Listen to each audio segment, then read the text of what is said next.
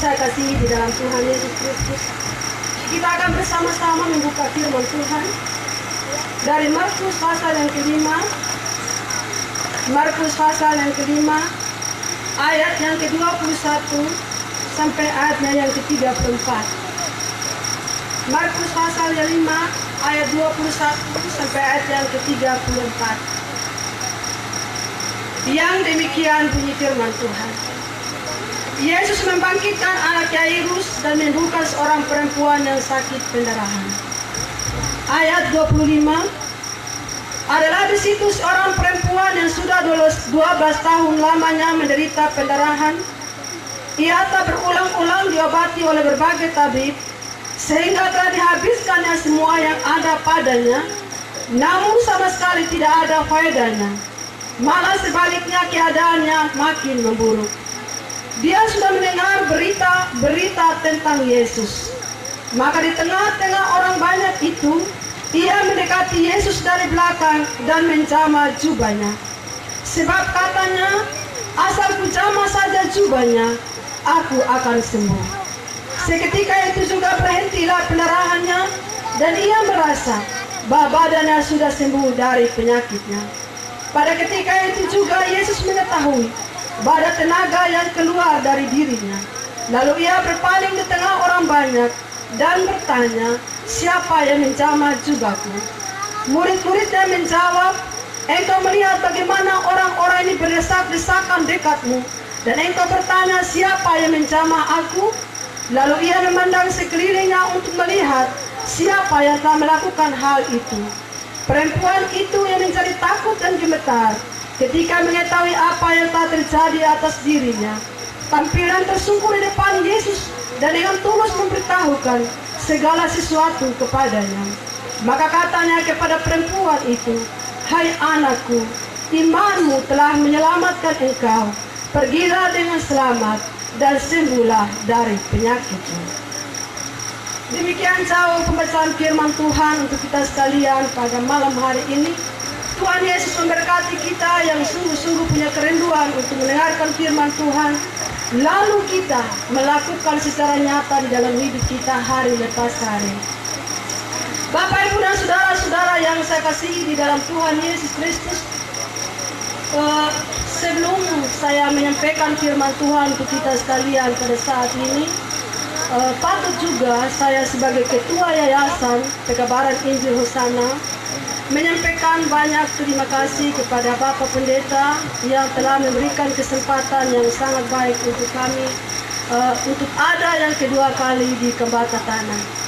Dan juga tak lupa kami mengucapkan banyak terima kasih pada majelis jemaat yang ada di sini, bahkan bagi semua jemaat yang sangat-sangat menghargai pekerjaan Tuhan lewat Yayasan Pekabaran Injil Hosana yang dimana kita sudah adakan bersama pada saat ini.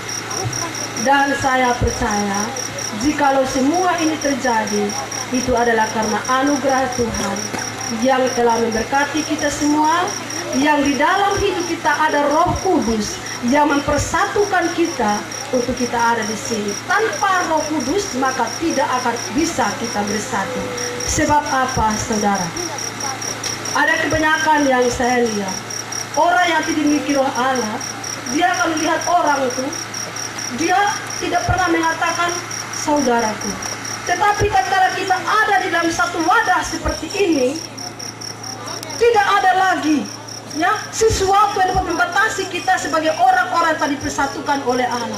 Saya sudah berkata di tempat ini pada waktu yang lalu, tidak ada surganya GKS, tidak ada surganya Gereja Betel Indonesia, tidak ada surganya Pentakosta, tidak ada surganya gereja ini dan gereja itu.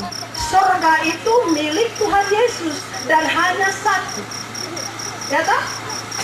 Jadi semua denominasi gereja itu sebenarnya tidak boleh kita tidak bersatu di dalam Tuhan Yesus.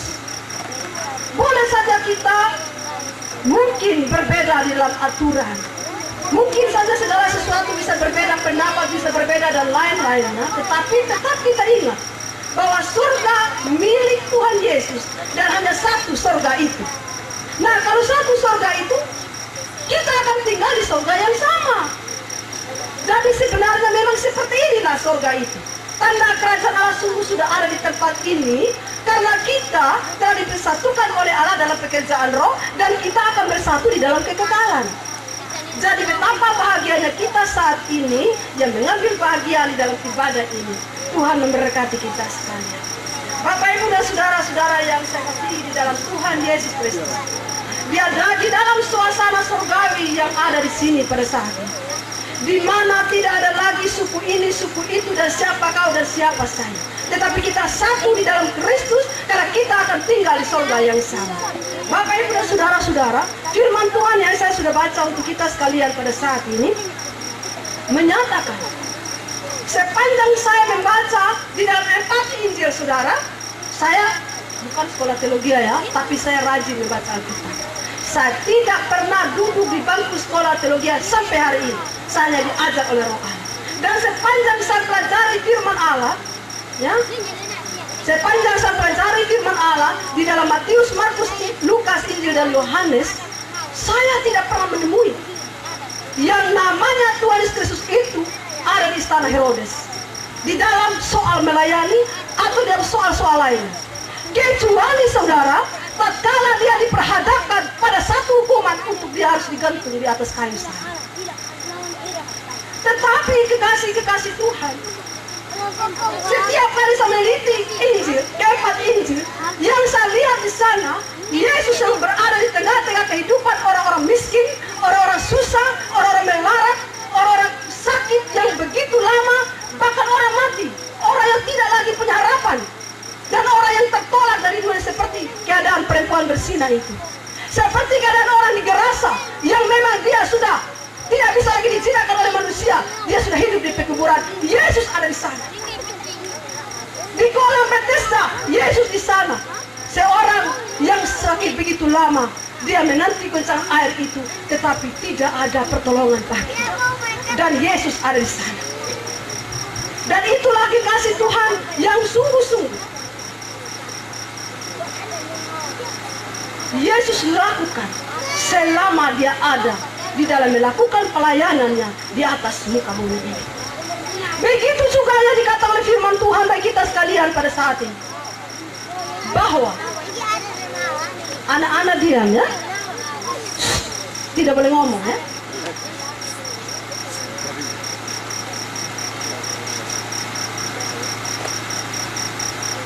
Bapak dan saudara-saudara yang saya kasihi dalam Tuhan Yesus, di dalam pembacaan firman Tuhan yang kita sudah baca bersama di sini tadi, dikatakan ada seorang perempuan yang sakit pendarahan belasan tahun lamanya. Kita bayangkan saudara dengan logika saja, dengan akal manusia saja, seorang wanita yang sudah 12 tahun harus mengeluarkan darah setiap hari selama 13 tahun.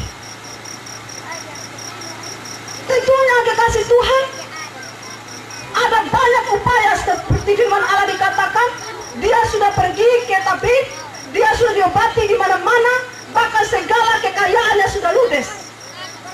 Ya? Tidak ada lagi sesuatu pun yang diandalkan oleh wanita ini, kecuali dia hanya menunggu mati. Tetapi puji bagi nama Tuhan, dikatakan pembacaan firman Tuhan tadi, bahwa wanita ini juga sering mendengar tentang Yesus. Dan pada waktu Yesus datang ke kotanya dan dia mendengar bahwa Yesus ada di situ, dengan kekuatan dan tenaga yang betul-betul pada waktu itu sudah rapuh, sudah tidak pengharapan lagi, tidak ada daya lagi. Mungkin saja juga pada waktu itu saudara, dia sudah berjalan tertatih-tatih, dia jatuh, dia bangun, dia jatuh, dia bangun, untuk pergi mendapatkan Yesus. Dan juga kekasih Tuhan, kita lihat juga dikatakan banyak orang yang bersama dengan Yesus. Bukan itu merupakan satu tantangan juga buat wanita ini, apalagi dia sudah mengalami pendarahan. Tetapi kita melihat kekasih Tuhan, orang banyak yang merintangi dia untuk datang pada Yesus, dia tidak pusing, dia tidak hiraukan. Karena apa? Di dalam hatinya ada iman. Dia katakan, asal aku pasti sembuh. Jadi wanita ini berangkat dari imannya itu, dia tidak melihat pada tantangan itu. Dia tidak katakan saya sudah tidak kuat lagi. Siapa yang akan saya tempat ke sana? Dan banyak orang di sana, saya malu dan selain-lain dan lain-lain sebagainya.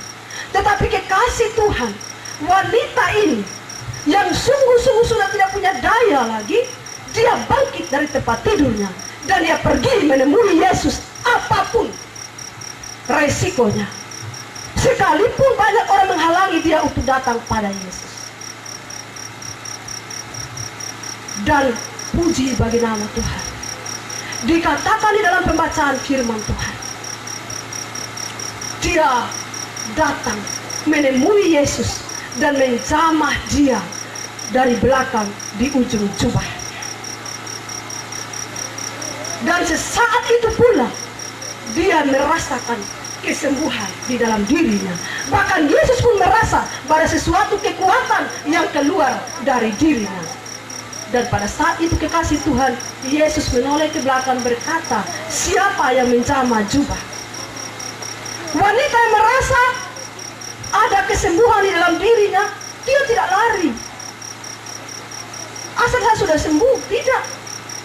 Dan pada waktu Yesus bertanya, dia datang kembali dan tersungkur di depan kaki Yesus dan mengaku bahwa sungguh dialah wanita yang telah menjamah jubah Yesus.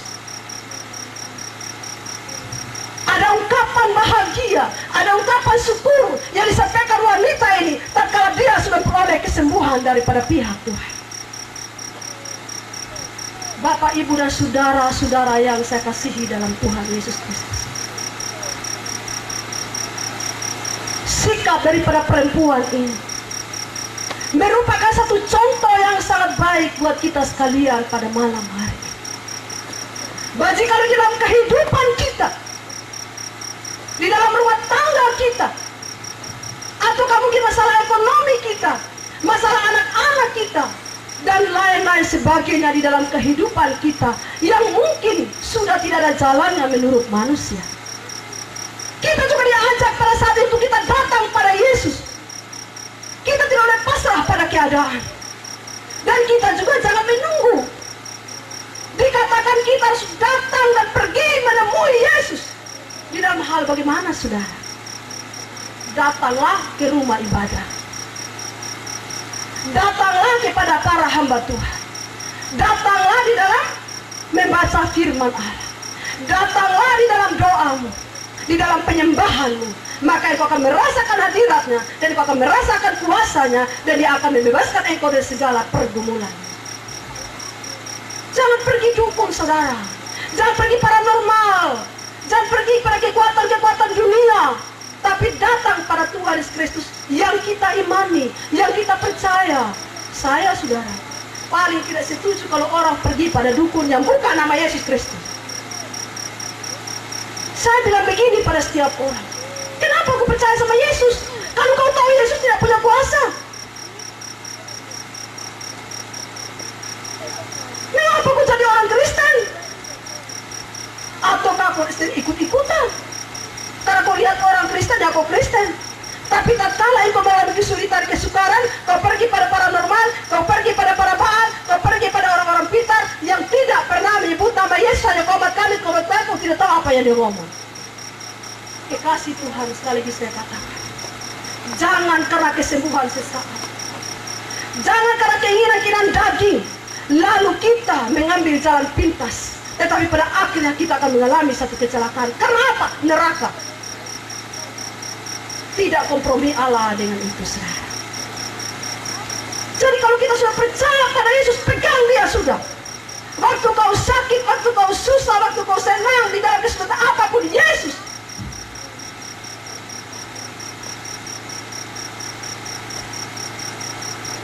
Bapak, Ibu, dan saudara-saudara yang saya kasihi dalam Tuhan, hubungan kita dengan Yesus diibaratkan hubungan suami istri, mempelai laki-laki dan mempelai perempuan.